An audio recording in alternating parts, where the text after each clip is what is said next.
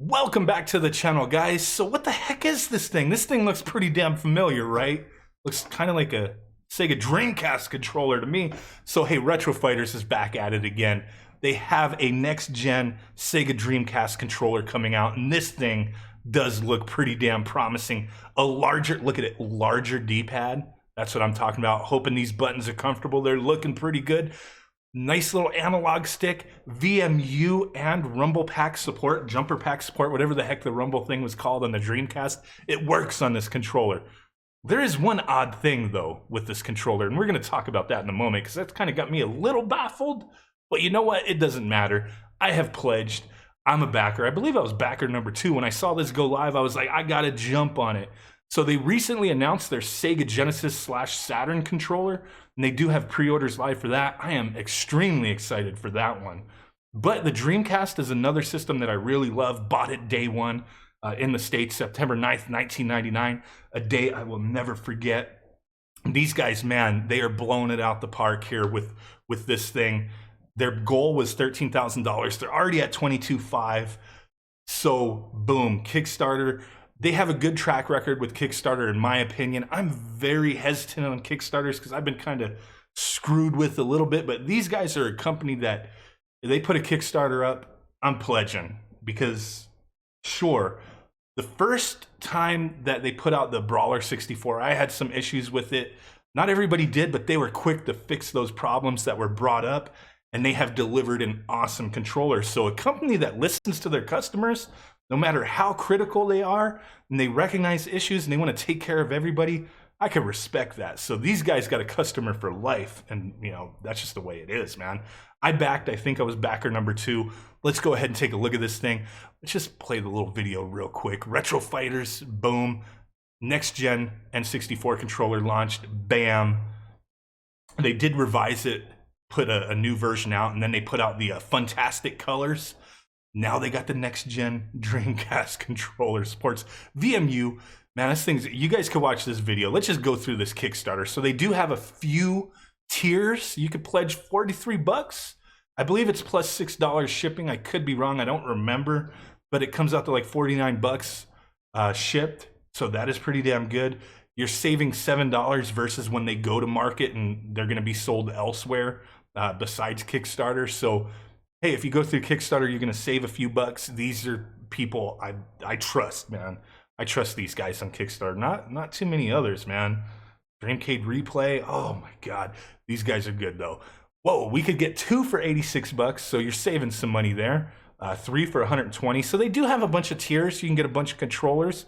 Wow, 270. Receive 8 of them.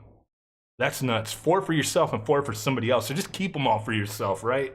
And you get a keychain and your name listed in the instruction manual. That's pretty cool. I can't afford that. Otherwise, I would do it. But there we go. So they've updated this. They've made it next gen. Now, the one thing that I was questioning, yes, the D-pad is bigger. The buttons look good.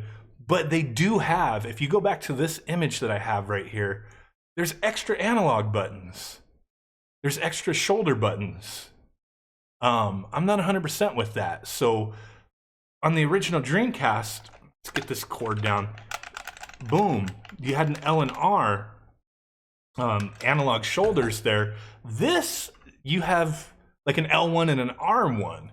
So I was kind of curious with that when I saw that image. So they're saying that they added new additional shoulder buttons perfect for fighting games and triggers. So you have shoulders and triggers. These are triggers, right? However you want to call them. You know, I'm sure somebody will be like, how dare you say that's what they're called? It's just a controller, man. Relax. Full functionality of the VMUs and vibration. But the thing is that they're saying that these additional shoulder buttons are perfect for fighting games. More power to you if you use shoulder buttons for fighting games. Me, I cannot use shoulder buttons for fighting games. But you know what? Now that I'm really thinking about it, these Dreamcast. Oh, you know what? I'm sitting here this whole time looking at this, contemplating what the hell are these buttons for? Are they going to be remappable? Now I get it. I'm such a knucklehead.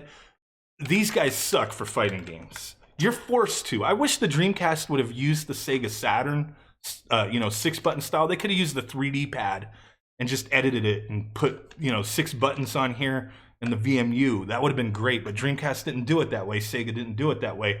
And this controller sucks butt for fighting games. So these guys, they're maintaining the original kind of style, the same face buttons. They're not doing anything outrageous.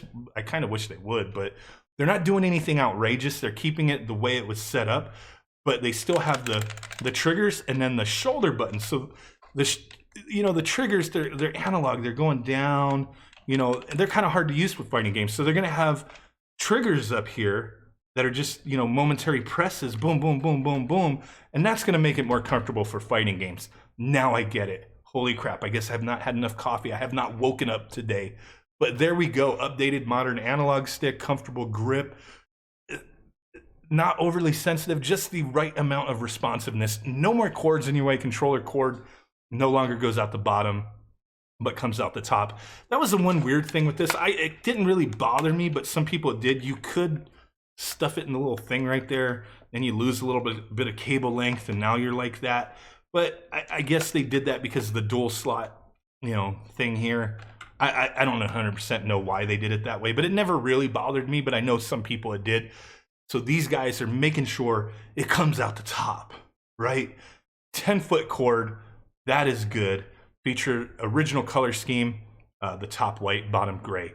So they do have some images of the PCB. They do have this all prototyped out, working. They do have, boom, you see the VMUs working. Here we got a little video of them testing the game out, just using the board without a shell. But hey, they got a prototype board working. They're showing this in action. It does work, so that is pretty damn cool. So cannot wait for this. They do have some answers, like why is the MSRP higher than the N64 version? And it just seems like, hey, really when you look, there's not really many companies out there doing stuff for Dreamcast. So these guys found that, hey, they pretty much had to start from scratch. They had to get boards, they had to get VMU connection, the software, everything done brand new.